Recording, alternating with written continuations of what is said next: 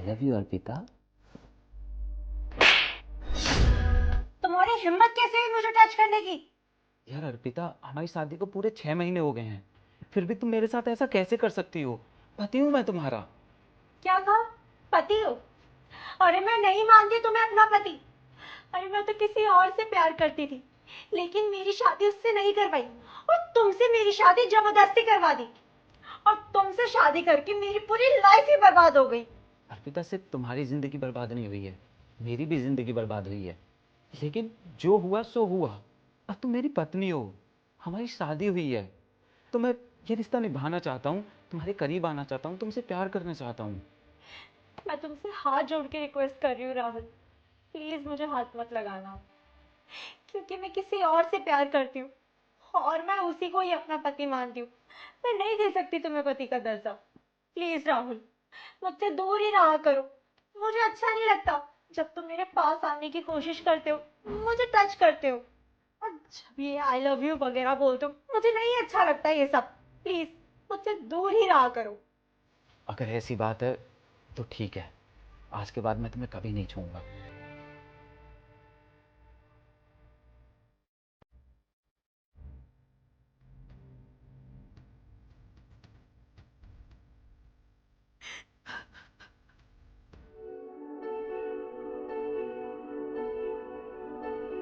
राहुल, ये बैग लेकर कहाँ जा रहे हो आप? मैं नहीं जा रहा हूँ, तुम जा रही हो। मेरी ज़िंदगी तो ख़राब हो ही गई है, और मैं नहीं चाहता कि मेरी वजह से तुम्हारी भी ज़िंदगी ख़राब हो। तुम्हारे साथ जो हुआ मैं उसे तो नहीं बदल सकता, पर तुम्हारी खुशी के लिए मैं तुम्हें इस रिश्ते से आज ही आज़ाद करता हूँ। और तुम जिस लड़के से प्यार करती हो, अब तुम उसके पास जा सकती हो, मैं तुम्हें नहीं रोकूंगा। क्या मैं अपने बॉयफ्रेंड के पास चली जाऊं? राहुल, पर समाज का क्या? और मेरे घर वाले, तुम्हारे घर वाले कितना कुछ बोलेंगे, कितना कुछ सुनाएंगे। उन सबको क्या जवाब दोगे तुम? उन सब का क्या है, वो सब तो बोलेंगे ही, पर तुम पूरी ज़िंदगी इस रिश्ते में ज़बरदस्ती परेशान होकर रहो, मैं ये कभी नहीं चाहता। तुम मेरे साथ रहो या जहाँ कहीं भी रहो, तुम खुश रहो, मैं बस यही चाहता हूँ।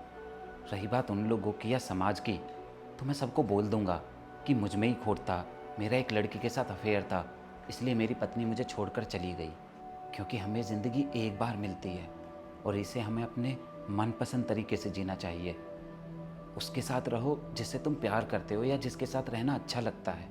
और तुम उस लड़के से प्यार करती हो, तुम्हें उसके साथ रहना अच्छा लगता है, तो तुम उसके पास जा सकती हो। अब जाओ please.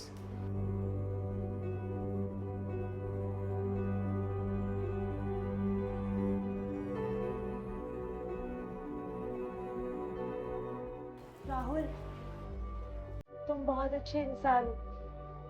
Thank you so much, तुमने मेरी फीलिंग समझी।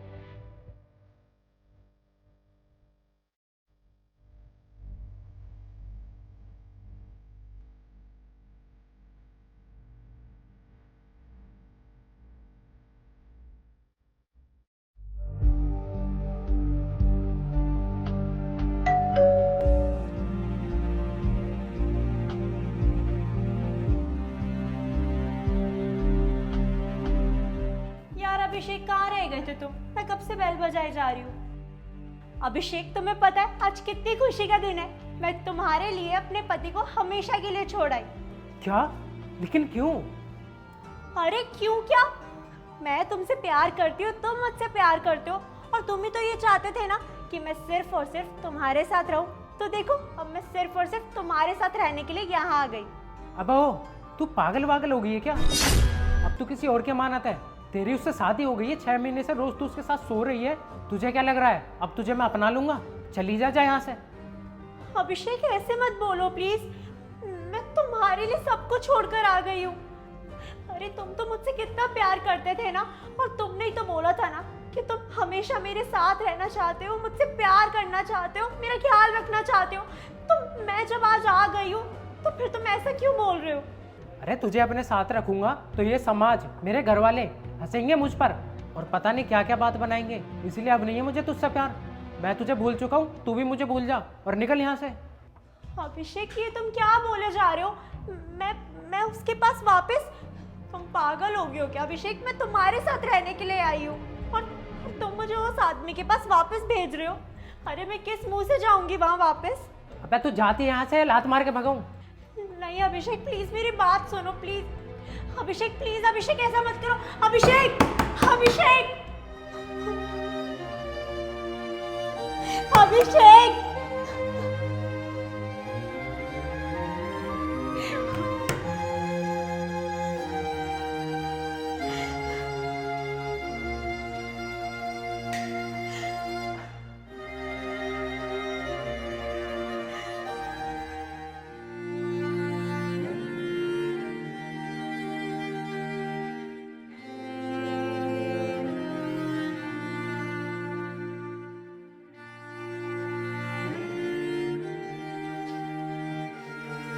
अरे अर्पिता, तुम तो उसके पास गई थी ना, फिर वापस यहाँ कैसे?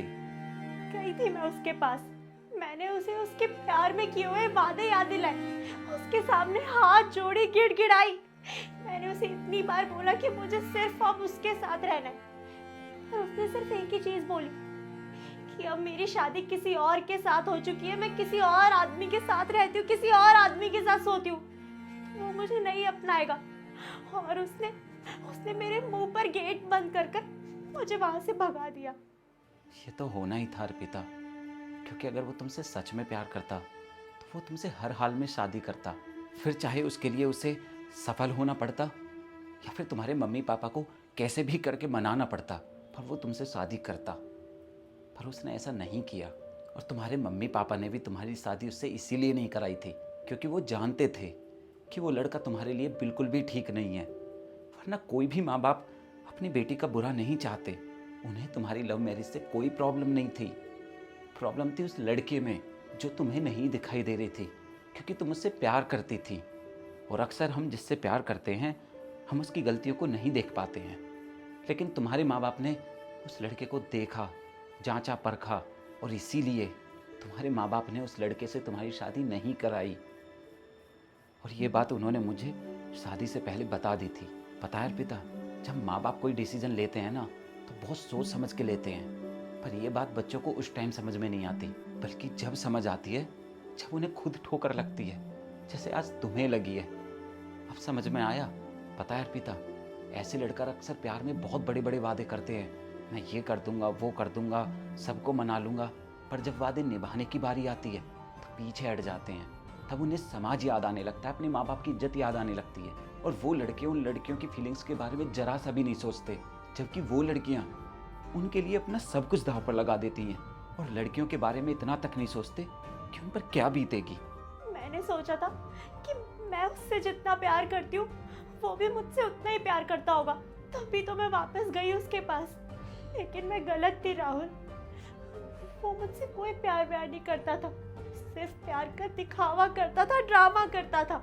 क्योंकि अगर वो मुझसे प्यार करता तो भले ही मुझे अपनाता नहीं, लेकिन मेरे साथ ऐसा सलूक ना करता।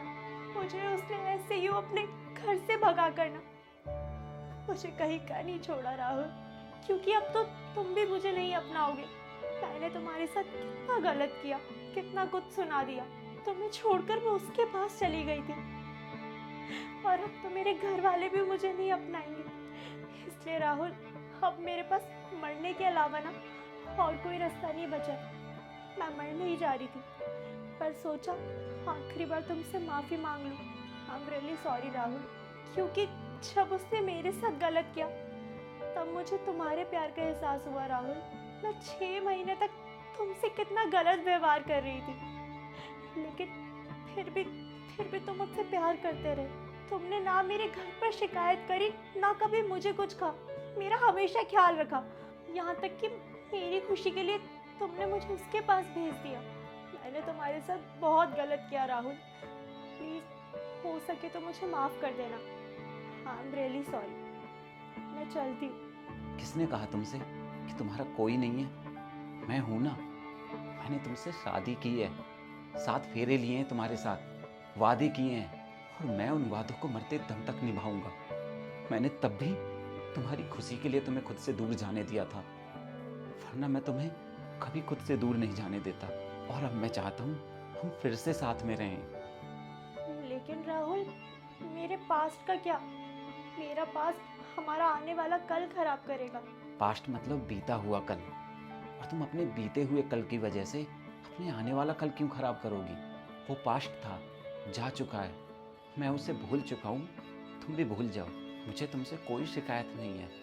मैं तुम्हें पहले भी अपनी पत्नी मानता था, अभी भी मानता हूँ और हमेशा मानूंगा। I love you Rahul.